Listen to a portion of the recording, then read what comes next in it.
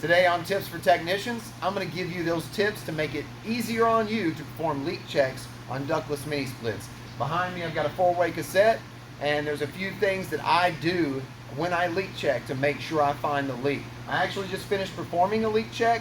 I found the leak on the indoor coil. This is about the 3rd unit out of a few hundred, actually probably closer to 1,000 units that I've actually installed, serviced, or sold. But this is about the 3rd indoor coil I found. So that's a good tip for you guys.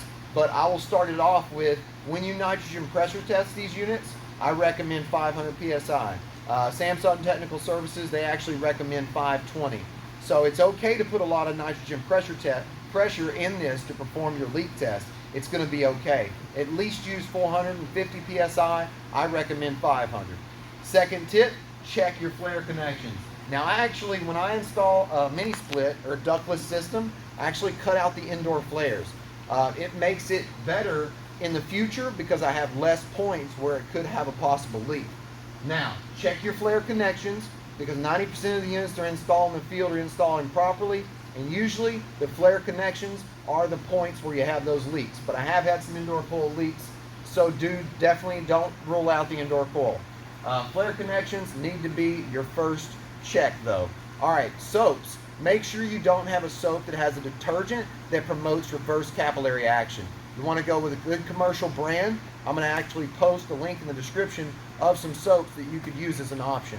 But make sure that you're aware that reverse capillary action can happen. And it's where the actual flare backs itself off.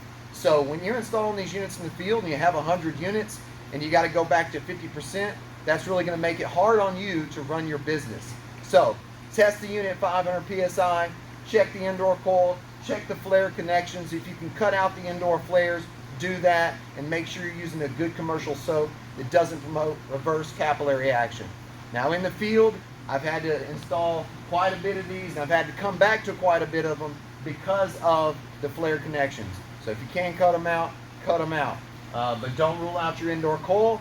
That is the tips that I'm giving you guys on Tips for Technicians today. I hope you enjoyed the video. If you did, definitely hit subscribe. Check out the link for the soap in the descriptions. Guys, thanks for watching.